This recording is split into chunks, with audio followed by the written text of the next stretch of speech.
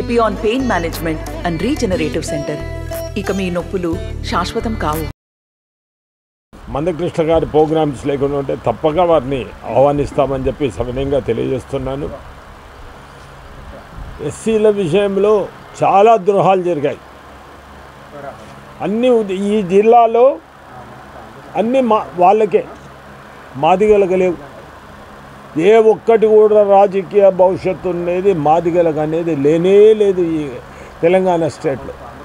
అన్ని విధాలుగా హరిజనులను అణగదొక్కబడింది.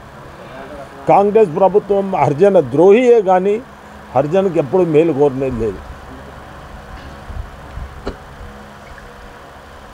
ఇంకా రేవంత్ రెడ్డి గారిది నేను పెద్దలు వీళ్ళందరూ చెప్పారు, అబ్బాయి ఒక ముఖ్యమంత్రి స్థాయిలో మాట్లాడవలసిన వ్యక్తి కాదు. నోరు బారేసుకుంటున్నాడు. సమాజం ఎట్లా చీదరించుకుంటుందో, వారి చరిత్ర ఏందో నేను ఎక్కువ చెప్తే బాగుండదు. కొండారెడ్డిపల్లెలో వాళ్ళ చరిత్ర ఏందో, వాళ్ళ ఏ కుటుంబం నుంచి వచ్చిండ్రు. నేను పోలీస్ కుటుంబం తప్పుది అని నేను ఓ కానిస్టేబుల్ వర్గం కులం నుంచి పైకి వచ్చాను. సరాయి డిపోల్లో కూడా పనిచేశారు. సరే ఏదో అదృష్టం కలిసి వచ్చింది. మా మోదీ గారు ఛాయ్ చేసి పైకి వచ్చారు. వీళ్ళు అన్ని విధాలుగా ఏదో కింద మీద తప్పు చేశారా ఒప్పు చేశారా నాకు తెలియదు. అంత మాట్లాడడం నా నాలుక పదజాలని కాదు, ఆయన మనసుకు తెలుసు. ఆయన వ్యాపార వర్గాలు హైదరాబాద్లో ఏ రకంగా ఆయనను చూస్తారు, ఏ రకంగా వాళ్ళు మానసికంగా ఇట్లా అవుతారు అనేది అందరికీ తెలుసు. ముఖ్యమంత్రిని కించపరచలేను. ఆయన ముఖ్యమంత్రి హోదాలో ఉన్నారు కనుక ఆయన కించపరచడం నా నైజం కాదు. మనం ఆయన ముఖ్యమంత్రిగా గౌరవించవలసిన బాధ్యత ఉంది. ఉన్నందున గౌరవిస్తుంది. దిగిపోయినాక ఆయనకు తెలుస్తూ తన మాటలకు జవాబు.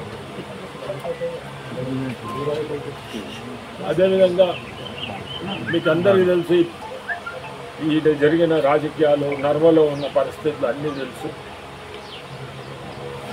మీరందరూ గట్టిగా అనుకుంటే 10,000 మెజార్టీ అన్నారు, 5,000 అన్నారు. మంచి మెజార్టీ వస్తుంది కష్టపడితే. అందరం కష్టపడదాం. ఏవి మనం విరాట్ పుత్రుడు మాట్లాడు సాధించి చూపుదాం. నాకు సంపూర్ణంగా నమ్మకం ఉంది. లక్ష్మీనాథ్ రెడ్డి గారి ఆధ్వర్యంలో సంపూర్ణంగా ఈ ఏరియా మంచి మెజార్టీ తీసుకొని వస్తారని చెప్పి మీకు సమన్వయంగా తెలియజేస్తూ, నాకు ఈ అవకాశాన్ని కలిగించినందుకు మా పెద్దలకి నాగరావు నామోచన్న గారికి నమస్కారాలు తెలియజేస్తూ, ఇక్కడ ఉన్న పార్టీ వాళ్ళందరికీ నేను అభినందనలు తెలియజేస్తూ, మీడియా మిత్రులకు మళ్ళీ ఒకసారి నమస్కారం చేస్తూ ఇంతకు ముగిస్తాను. జై హింద్. ఊట్కూరు కానివ్వండి, అమర్చింత, ఆత్మకూరు మండలాలలో వెళ్ళినప్పుడు ఇప్పుడు ప్రస్తుతం ఉన్నటువంటి పరిస్థితుల లోపల మనం ఎమ్మెల్యే గారిని గెలిపించుకున్న తర్వాత ఎవరైతే ఈ గెలుపులో భాగంగా మీరు పనిచేస్తున్నారో మీకే అధికారాలు కానీ పదవులు కానీ పనులు కానీ ఇస్తామని చెప్పడము, దానికి అనుగుణంగానే ప్రతి ఒక్కరు వచ్చి కార్యకర్తలు జాయిన్ కావడము, పని చేయడము. ఇక్కడ 4,500 కాంగ్రెస్ పార్టీ కార్యకర్తలు ఉంటే 12,500 మంది కార్యకర్తలుగా ఓట్లుగా చేసినటువంటి ఘనత నర్వ మండలంలో జరిగిందన్న.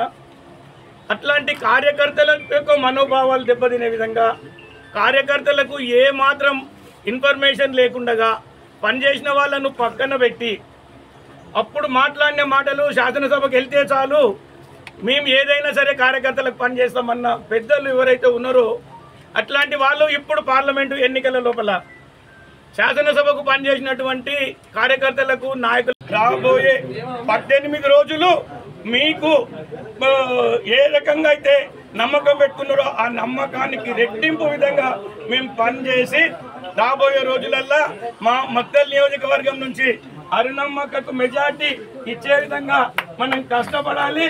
అక్కకు మెజార్టీ ఇచ్చి గెలిస్తే రాబోయే రోజులలో అరుణమ్మక్క మంత్రి కూడా కాబోతున్నది. మంత్రి కనుక అయ్యిందంటే మనకు అక్క వచ్చేసి ఇక్కడ మా అందరినీ మీరు ఏదైతే మాట్లాడినరో అక్క మా చేతుల్లో పెడుతుంది. మేము మా నమ్ముకున్న కార్యకర్తలకు కూడా ఖచ్చితంగా న్యాయం చేస్తామని, ఇందులో ఎలాంటి అభద్రతా భావానికి గురి కావద్దు. ఈరోజు ముఖ్యమంత్రి గారు అభద్రతా భావం గురై ఎవరిని పడితే వాళ్ళని పాటలు గుంజుకుంటున్నాడు. ఈరోజు ఎమ్మెల్యే గారు ఎంపీ అభ్యర్థి కూడా మేము గెలిస్తే చాలు కింద ఉన్న వాళ్ళు ఏమన్నా ఇబ్బందులు పడగొట్టుకుంటున్నారు. ఇప్పుడు ఎమ్మెల్యే క్యాండిడేట్ ఉన్నప్పుడు మొత్తం నీవే అన్నారు. తెలంగాణ కర్ణాటక వదిలితే దిక్కు దివాళా లేదు నీ పార్టీ. నువ్వు మొగడం అయితే చెప్పరా, ఈరోజు నీ ప్రధానమంత్రి పేరు చెప్పరా. నీ ప్రధానమంత్రి ఎవరు చెప్పు. ప్రధానమంత్రి పేరు చెప్పుకునే దిక్కు లేదు, నీ నిలబడ్డ ఎంపీ పేరు చెప్పే దిక్కు లేదు. కానీ నన్ను ఓడించడానికి ప్రయత్నం చేస్తున్నానంటావు. నీ వాళ్ళు నిలబడ్డది నీది అయిపోయింది కదా, నువ్వు ముఖ్యమంత్రి అయినావు కదా. నోరు అదుపులో పెట్టుకో. Bharatiya Janata Party DK Arunamma all India vice president.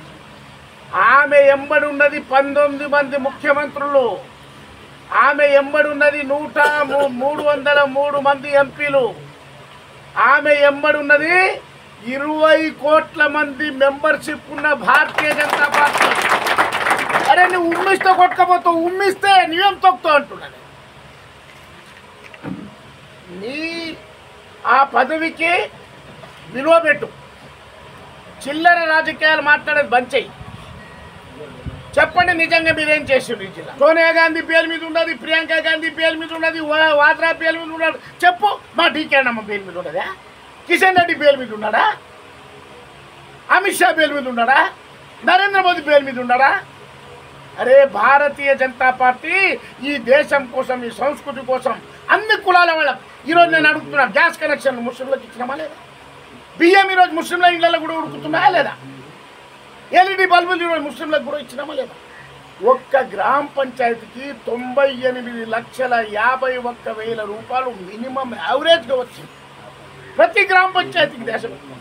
నేను యావరేజ్ చెప్తాను. 70 సంవత్సరాల చరిత్రలో ఒక్కసారి నా ప్రైమ్ మినిస్టర్ ఇచ్చిందా చెప్పండి. మీరు గెలిపించకుండా ఇంత చేసింది కదా. భూత్పూర్ నుండి Chincholi highway, Vikarabad Krishna railway line 72 GO కింద అక్క కొట్లాడి పాలమూరు రంగారెడ్డి తెస్తే. మరిన్ని వీడియోస్ కోసం ఛానల్ ని సబ్స్క్రైబ్ చేయండి. లేటెస్ట్ అప్డేట్స్ కోసం వాట్సాప్ ఛానల్ ని ఫాలో చేయండి. అండ్ లింక్ డిస్క్రిప్షన్ లో ఉంది.